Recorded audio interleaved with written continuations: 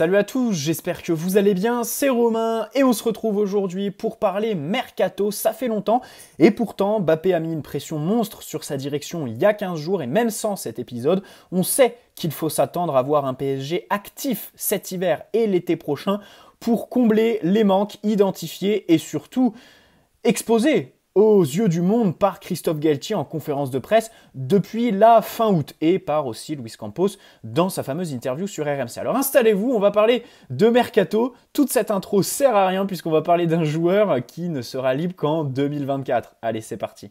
Avant que la vidéo commence, petit placement de produit pour le site ZoFoot où vous trouverez des maillots d'excellente qualité, non officiels mais à un très bon prix avec souvent des réductions sur les lots que vous retrouverez en description avec mon code promo qui vous offre 10% sur votre commande. Il y a des maillots de toutes les équipes avec n'importe quel flocage ou badge disponible, vous pouvez l'assortir avec le short qui va avec ou un survêtement. Et en période de Coupe du Monde, c'est valable aussi pour les sélections nationales. Au niveau de la taille, je vous conseille de prendre un peu au-dessus de vos habitudes.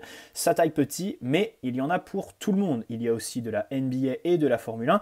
Si ça vous intéresse, tout est en description. Comptez 3 petites semaines pour la livraison qui est gratuite à partir de 79 € d'achat, ce qui équivaut à 3 maillots achetés. Évidemment, les coutures sont excellentes et les flocages résistants si on ne les lave pas à 60 degrés, évidemment. N'hésitez pas à aller y faire un tour et pourquoi pas vos achats. Merci à ZoFoot, c'est eux qui régalent.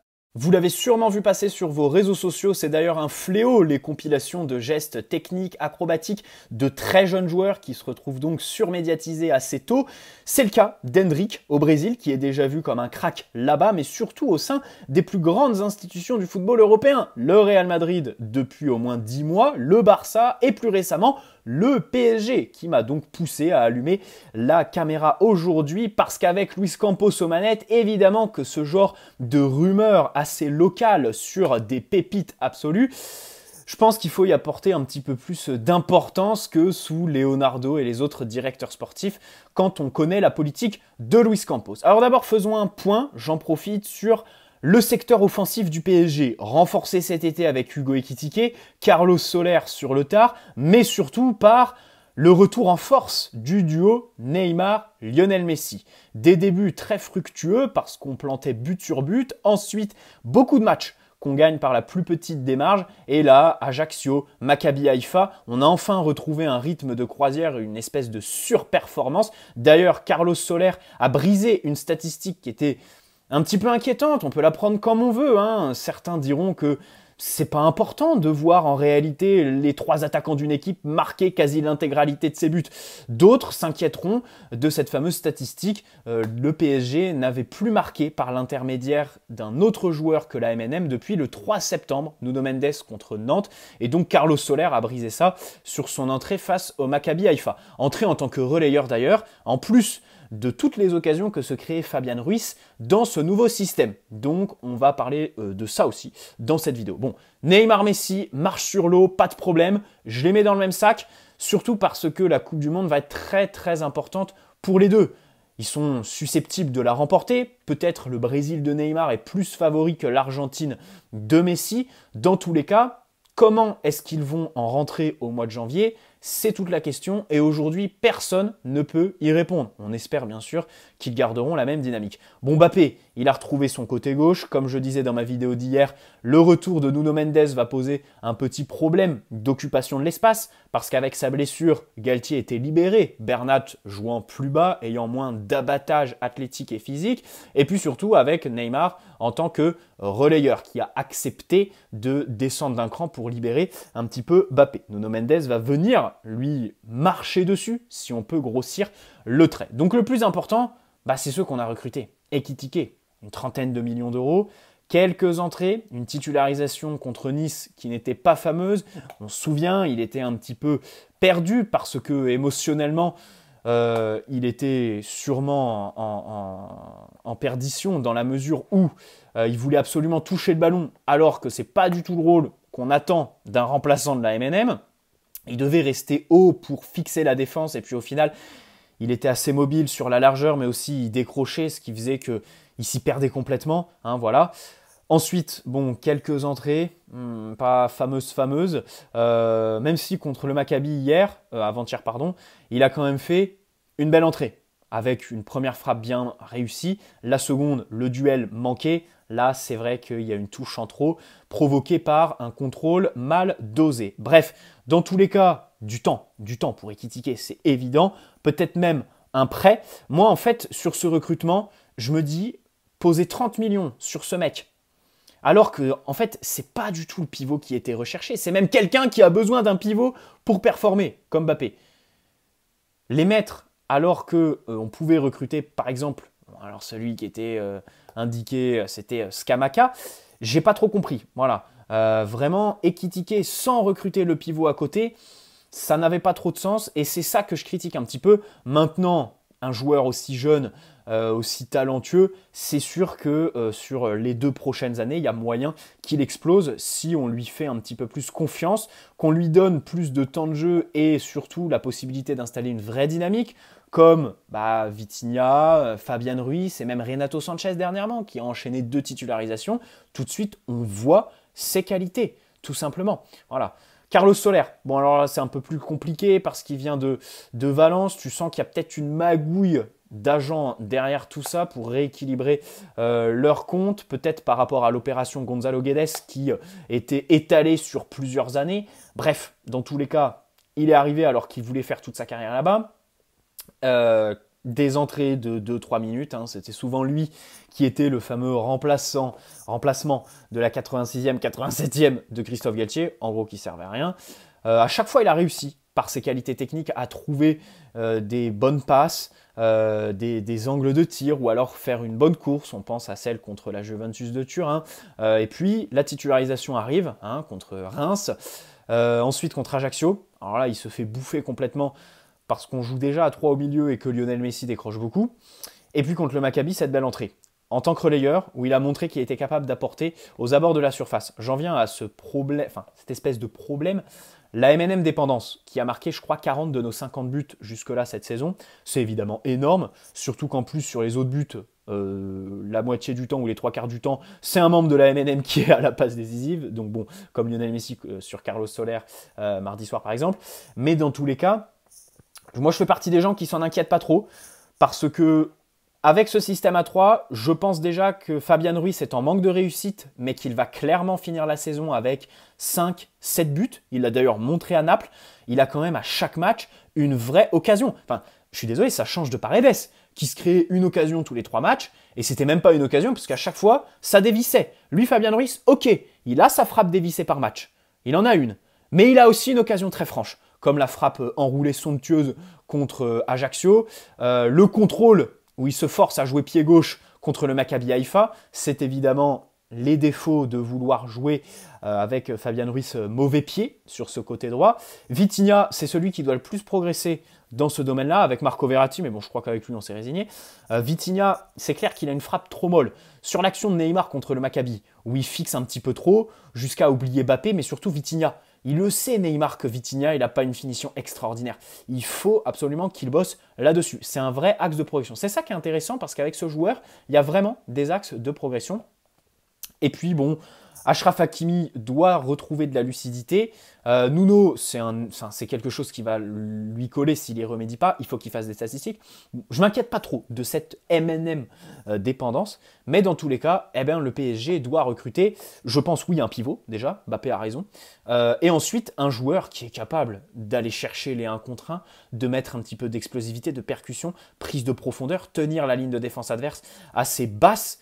Et il y en a un, bien évidemment, qui est au Brésil, qu'il ne quittera pas avant 2024. Donc là, on parle vraiment sur le long terme, même potentiellement en cas de remplacement de Mbappé, de Messi par exemple, puisque la question de sa prolongation va se poser en fin de saison ou même après la Coupe du Monde. On y verra plus clair parce qu'on connaîtra la volonté du joueur. Il a toujours dit qu'il ne prendra pas de décision avant la fin du tournoi au Qatar. Donc, on va parler d'Hendrick. Je vais un petit peu vous développer parce que dans les prochains mois, je pense que la rumeur va enfler. Je pense que les clubs européens vont essayer de le boucler très rapidement pour une arrivée en 2024. C'est pourquoi c'est important tout simplement de le connaître dans tous ses recoins, ce joueur.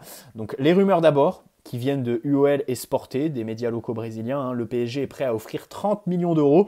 Campos a entamé des discussions avec son entourage. Il ne veut pas perdre de temps, il le suit depuis très longtemps. Il était même, selon le même média, Dimanche, au match de Palmeiras, dans lequel il est rentré, il y a une rumeur donc d'une offre à 20 millions du PSG, or il a une clause à 60, selon Fabrizio Romano. C'est énorme, une clause en 2024, quand il sera majeur, puisqu'il est né le 21 juin 2006. Il a donc fêté ses 16 ans il y a 3 mois, tout simplement. C'est un crack au Brésil, voilà, tout le monde le voit comme vraiment un futur grand. C'est le plus jeune buteur de l'histoire du championnat. Et le plus jeune buteur de l'équipe première de Palmeiras. Donc là, il a vraiment brisé des records de précocité. Il est fan de Mbappé et Ronaldo, ça vous montre déjà un petit peu son style de jeu. Il préfère Vinicius à Neymar, c'est peut-être aussi parce qu'il a le même agent que lui. Voilà, Vini et Hendrik partagent le même agent. Donc en janvier, la médiatisation commence puisqu'il met un retourné depuis l'extérieur de la surface en Coupe de Jeunes, équivalent Gambardella au Brésil. Il est invité au parc, il était au parc, le PSG l'a invité pour le match aller contre Madrid. Et d'ailleurs, UOL Esporte a précisé que c'était un intérêt vieux de l'époque Leonardo du PSG. Voilà, Leonardo l'appréciait déjà. Donc il était invité, il est venu à Paris pour le match aller contre Madrid, qu'on gagne 1-0, je ne sais pas si vous vous en souvenez, avec un record de tir, je crois, en Ligue des Champions. Et puis ce but ultra sous-coté, enfin, sous-coté dans le sens où l'issue du match retour nous le fait oublier, mais ce but de Mbappé est absolument extraordinaire en toute fin de match comme ça. Enfin, c'est dommage, enfin, c'est terrible qu'on se fasse éliminer au match retour parce que ce match aller était incroyable, tout simplement. Incroyable. Donc voilà, il y était, il l'a vécu en direct. Après avoir été associé au PSG pendant le mercato d'hiver, hein, déjà au mercato dernier. Il est aussi venu au Sable d'Olonne avec les sélections jeunes brésiliennes. Bref, bon, c'est un avant-centre de 16 ans qui occupe un petit peu toute la largeur. Je parlais des critiquer son match contre Nice il y a 3 semaines, retour de trêve. Je disais que comme c'était son premier match, sa première titularisation, il voulait absolument faire les choses bien, se montrer et du coup, il bougeait, il dézonnait beaucoup, quitte à s'y perdre dans ses mouvements et être à contre-courant dans le tempo et dans les circuits de balle. Et bien lui, je dirais qu'il est un petit peu pareil. Si tu regardes ses matchs, il y a des sceptiques sur ce joueur parce que, on y reviendra plus tard, c'est très clair, athlétiquement, il est prêt. Par contre, c'est vrai qu'au niveau des déplacements, tu as l'impression qu'il est encore un petit peu foufou. Maintenant, il vient tout juste de fêter ses 16 ans. C'est un joueur avec, évidemment, un axe de progression. On va suivre sa formation, comment il va évoluer. C'est un avant-centre. On peut parler d'avant-centre. Même s'il préfère partir de la gauche vers l'axe, c'est bizarre parce que c'est un gaucher. On pourrait penser l'inverse, hein, même s'il tire beaucoup aussi depuis l'axe droit. Voilà. Il n'a pas vraiment de zone. Voilà. Comme je le disais, il peine à contrôler un petit peu ses émotions de déplacement. Il n'est pas très grand. Il fait 1m73, 1m75 selon les sources, mais il est très athlétique. Et il y en a même qui diront, encore des sceptiques, qu'il est un petit peu bouffi, voilà, un petit peu joufflu, qu'il a un petit peu des joues, qu'il faut qu'il se muscle un petit peu ou qu'il s'affine. Dans tous les cas, il n'en reste pas moins puissant, avec une grosse pointe de vitesse dans tous les compartiments. Tu vois ce que je veux dire?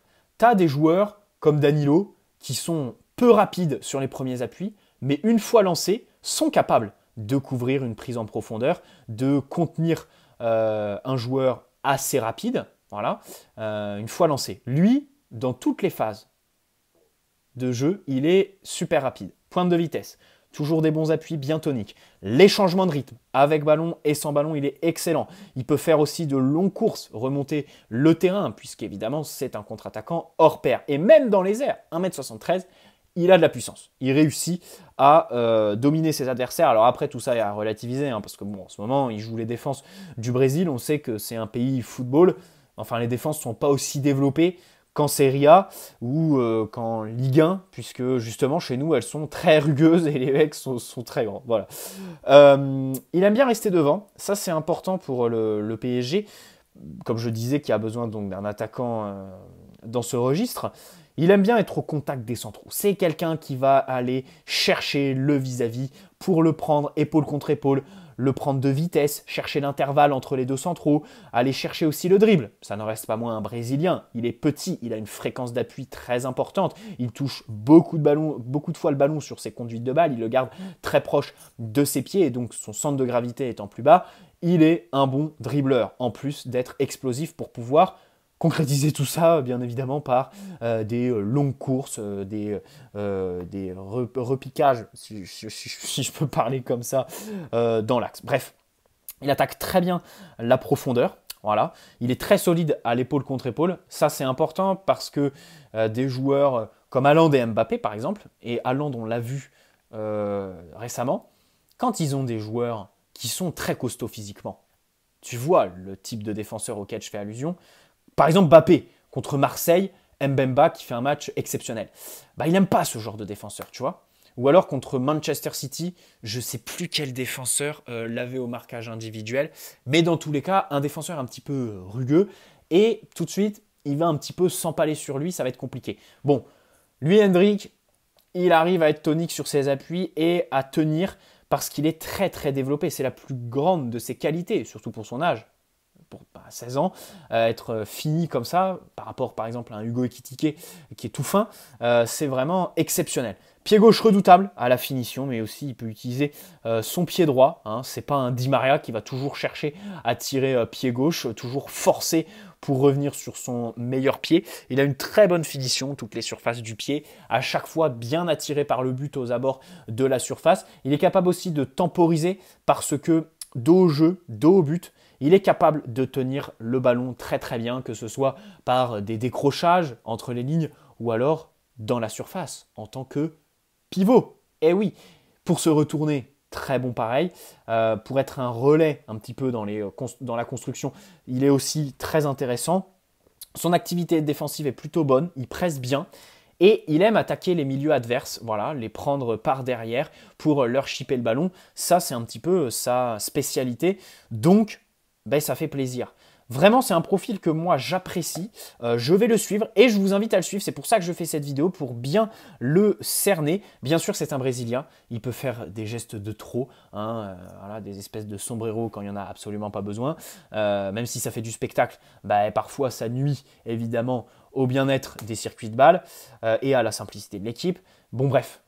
Il a les défauts que un petit peu tous les Brésiliens ont et ont eu. Voilà. D'ici là, bon, on va voir si la gestion des jeunes au PSG va être un petit peu mieux, puisque sur cette première partie de saison, on a quand même retenu Zaïre Emery à coup de promesses.